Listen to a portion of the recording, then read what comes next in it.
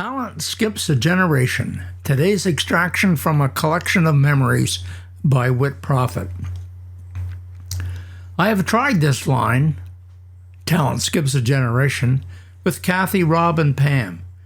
Seems to have as much chance of being believed as the title that I would like to have given this book, Growing Up Gifted, an autobiography by Whit Prophet. Slim chance of acceptance of either one. I am so lucky to have 4 talented children, and I can get away with saying I here. But we all know that it really takes 2 to tango. But this chapter isn't about them, but about their progeny. And what a collection of talented individuals that is. Where do I start? I remember Kathy calling me from a bed in the hallway at the hospital in Edmonton and saying she had just delivered a baby boy and he weighed 10.5 pounds. Wow. Even the doctor told her he would like to be the agent for this boy when he grows up. I did get to see lots of Justin in his formative years. I recall his photo on the front page of the R&T with his arms raised, celebrating a goal he scored in the Adam tournament here in Brockville. Wink Amiot and I worked the penalty box and clock for that game. I watched a lot of his midget games. Jay was his coach, and they always seemed to be late at night in Spencerville. Justin made the Braves out of midget with Wilf as the coach. I recall the big game in Lanark where he scored 2 goals, and Wilf gave him plenty of ice time in the overtime. Next year, there was a change of command with the Braves, and Justin ended up playing Junior B with Jason Hawkins in the Tikis. He had an exceptional year and played a lot with Casey Riley. They were fun to watch. I remember Justin scoring 2 goals on the same PK and almost getting a third. Next year, Justin started the season with Pembroke. That was the year they played Cornwall in the first game in the showcase in the little rink at Nepean. The Kings forgot the correct set of sweaters and had to borrow a set. A few weeks into the season, Justin got traded back to Brockville, and he finished the season in fine style. Justin's final year with the Braves, he had such a good group of close friends on the team, and a lot of them were billed at his house. Pete, Suitcase Barnett, Phil Betts, Number 7, Brad Deacon, and a couple of others. Now, Derek was Mr. All-Around.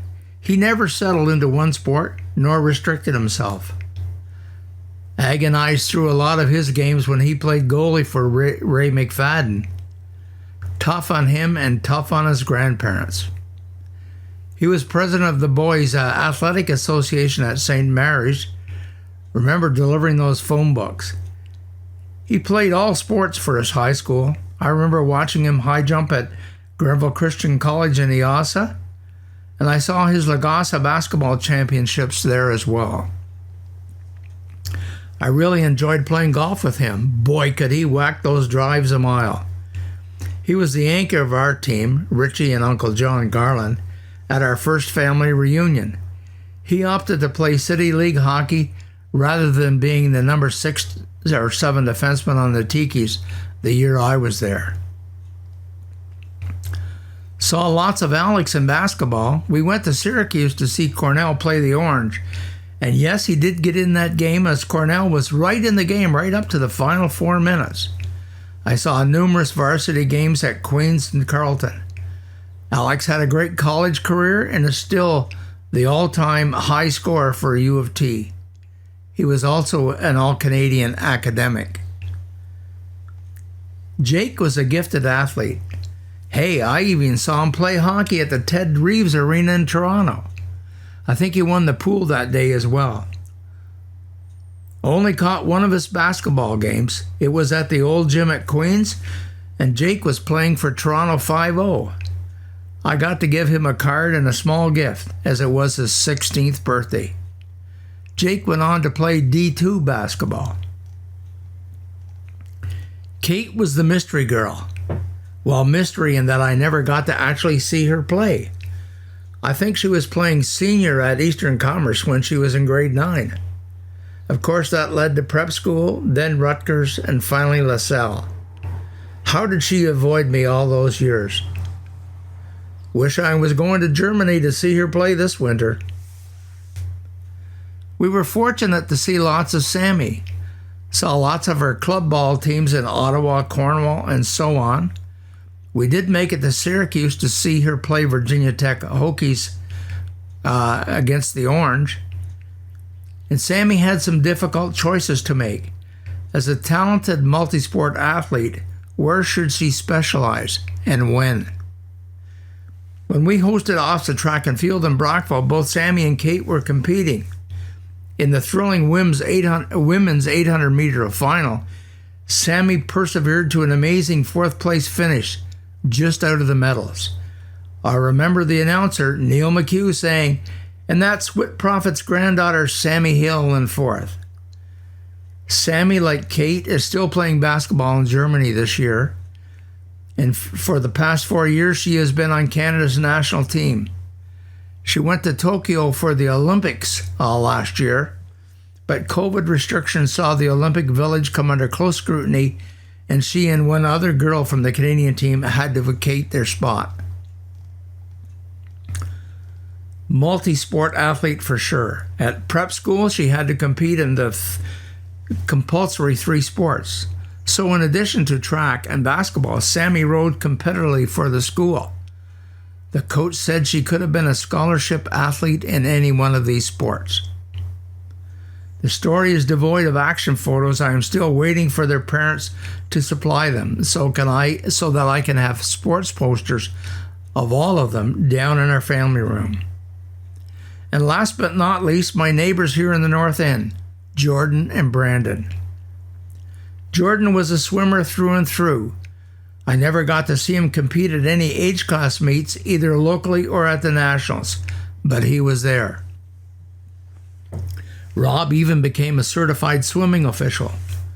Jordan wanted to utilize his swimming school's skills to get his education, and after many offers, he opted for Oswego State, and it was a wise choice.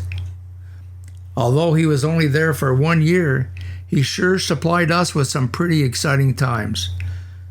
I saw him swim at Clarkson and then at a home meet in Oswego. All very exciting. During the regular season, he was chosen several times as Athlete of the Week for Oswego State, and a couple of times he was the New York State Swimmer of the Week. And he still holds a couple of Oswego State swim records. The regular season meets paled in comparison to the state championships in Buffalo. Without a doubt, this is one of the most electrifying, emotionally charged athletic events I have ever attended. Rob and I were there for all 4 days.